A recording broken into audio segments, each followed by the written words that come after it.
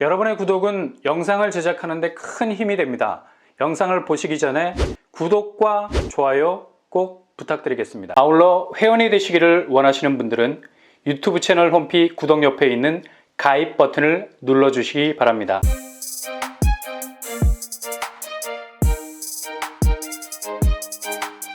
안녕하세요. 오반바람 복덕방입니다. 요즘 부동산 수요가 상당히 의미 있는 변곡점을 만들어내고 있죠. 매수의 무게 중심을 뒀던 중심축이 이제는 서서히 전월세로 그 방향을 전환하고 있습니다. 내 집 마련의 최종 목표는 바로 불안한 임대 환경에서 최대한 빨리 벗어나는 것 아니겠습니까? 그래서 많은 분들이 어떻게 해서든지 최대한 매수 타임을 빨리 가져가는 것이 당연한 일이었죠. 근데 불과 몇 달 사이에 이런 분위기는 완전히 달라지게 됐습니다. 수도권 미분양 주택이 최근 7개월 사이에 무려 3배가 늘어나게 됐습니다. 국토교통부에 따르면 7월 전국 미분양 주택은 2만 6천 가구로 늘어나게 됐죠. 지난해 말 12,000가구 정도로 보자면 상당히 많이 늘어난 수치라고 할 수 있는데요. 특히 수도권 쪽은 작년 말 1,400가구 정도에서 올해 7월까지 4,500가구 정도 미분양 물량이 3배 정도 늘어나는 수치를 똑같이 보이고 있습니다. 이렇게 미분양 물량이 쌓이는 것만 봐도 얼마나 집을 사려는 수요가 위축되어 있는가를 단편적으로 볼 수 있는 내용이죠. 웬만해선 애매한 곳에서 분양하는 곳은 거르는 양상이 대부분 뚜렷해진다는 걸 볼 수 있습니다. 이런 미분양 지수는 가장 깊은 뿌리에서 나오는 겁니다. 바로 구축 매매 지수가 악화되고 있는 양상 때문이죠. 서울 지역 아파트 매매 건수가 1월에서 7월 통산 8,500건이었습니다. 전년도 35,000건 대비 71% 정도가 감소가 됐죠.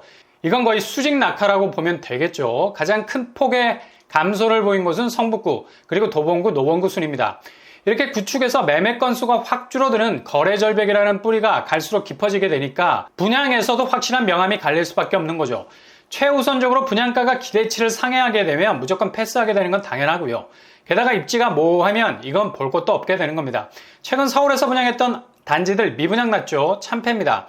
이렇게 구축에서의 매수가 주춤해지면서 당연히 분양시장에도 지대한 영향을 주면서 미분양이 전례 없이 쌓이기 시작하는 겁니다. 이런 미분양 아파트가 더욱 블랙홀이 될 수밖에 없는 건 악성 미분양.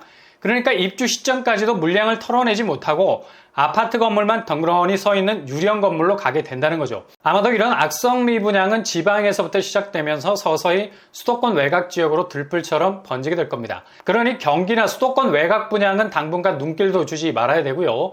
이게 빠져나올 수 없는 늪인 게 한번 잘못 발을 들여놓게 되면 모든 걸 무장해제시켜버리죠. 청약도 제한을 받게 되고요. 만약 특공이라는 긁지 않는 복권을 가지고 있었는데 특공으로 진입을 하게 되면 영원히 한번 사용한 특공 기회는 날아가 버리게 되죠. 만약 뒤늦게 깨달아서 계약서를 찢어버리고 나오게 되면 재당첨 제한에 걸리게 돼서 정말 소중한 청약 기회도 날려버리게 되죠. 그러니 조심조심 하셔야 될 시기입니다. 이런 분위기를 그대로 흡수한 수치가 바로 매수세의 급격한 감소와 반대로 움직이고 있는 전월세 수요입니다. 매매는 너무도 불안하게만 보이는 금리 때문에 타이밍을 계속해서 늦출 수밖에 없으니 당분간이라도 전월세 시장에 눌러 앉아 있어야 된다는 얘기죠. 그동안 내 집 마련 자금을 착실히 모아오신 분들이 뭉칫돈 들고 바로바로 전세를 픽업하기 위해서 부동산에 찾아와서 주변을 놀라게 하기도 하죠. 대출을 1원도 끼지 않고도 넉넉히 전세보증금을 조달할 만한 분들이 꽤 많다는 걸 느낄 수 있습니다. 이게 뭐냐? 바로 주된 매수 세력으로 포진되어 있던 대기 수요자들이 대거 매매 시장에서 전월세 시장으로 옮겨가고 있다는 얘기입니다. 미국의 경기 지표가 내년 상반기까지 그리 썩 좋은 전망이 나오지 않기 때문에 기준금리는 전 세계 금리를 들었다 놨다 하는 도깨비 방망이가 될 겁니다. 중국을 견제하기 위한 금융 오펜스일 가능성도 높은 거고요. 어차피 위안화는 미국에게 있어서 가장 경쟁적인 화폐인데 그럼에도 불구하고 달러가 승기를 확실하게 잡은 상황에서 계속해서 금리를 올리는 공격적인 스탠스를 가져간다면 중국 위안화도 휘청거릴 수밖에 없겠습니다. 2년 만에 최저치라는 위안화 가치 하락이라는 지표가 이렇게 선전하고 있는 달러 강세의 몸살을 앓고 있는 거죠. 이런 상황이니 중국의 경제 지표도 달러 쪽으로 빠져나가는 자본 때문에 자국의 금융 가치가 내려앉을 수밖에 없었던 거죠. 그래도 얘네들은 땅덩어리가 넓어서 이 와중에도 경기 부양을 위해서 금리를 내리고 있어요. 아마 이런 기조는 내년까지가 유지가 될 것 같습니다. 그러니 중간에 끼어있는 한국의 금융시장 좌불안석이죠. 한국은행의 기준금리 인상이 빅스텝 수준은 아니지만 그래도 차곡차곡 연말까지 밟고 올라가는 수준에서 미국과 중국의 통화가치 기준이라는 눈치를 보면서 금리 수준은 우상향으로 가게 될 겁니다. 그러니 내 집 마련이라는 플랜이 단기적으로나마 전월세 마련이라는 플랜으로 바뀌고 있는 겁니다. 올해 전월세 거래는 12% 정도가 증가한 추세를 보이면서 계속해서 상승하고 있는 상황입니다. 이런 추세 말고 전월세 상승폭, 강북구가 거의 50%에 달하는 넓어진 범위를 보이고 있고요. 단기적인 전월세 수요의 폭발력을 볼 수 있죠. 그만큼 시장에서는 수요자들이 매매 가격이 들썩거리는 것에 대해서 굉장한 스트레스를 받으면서 혹시 잘못 들어갔다가 마이너스 P로 나오게 되는 건 아닌지 불안감이 최고조로 할 수 있죠.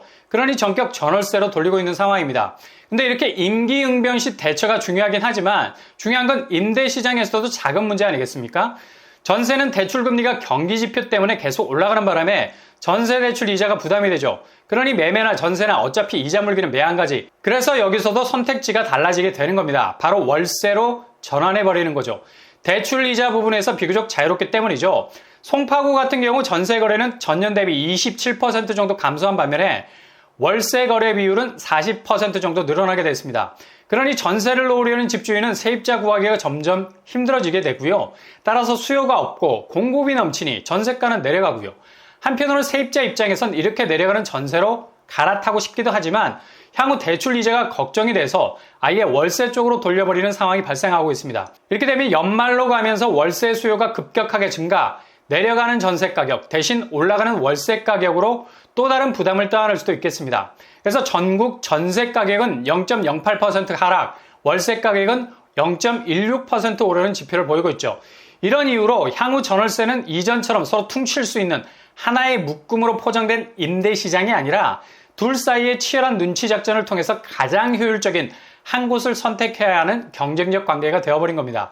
그러니 매수 타이밍을 늦추신 분이라면 일단 안정적인 자금 확보를 위해서 내려가는 전세로 올라탈 것이냐, 아니면 대출 이자 부담을 덜 수 있는 월세로 갈아탈 것이냐, 지금 살고 계시는 임대시장 단가를 잘 확인하셔서 결정하시는 것이 지금 집을 사는 것보다 더 중요한 일이 될 수 있겠습니다.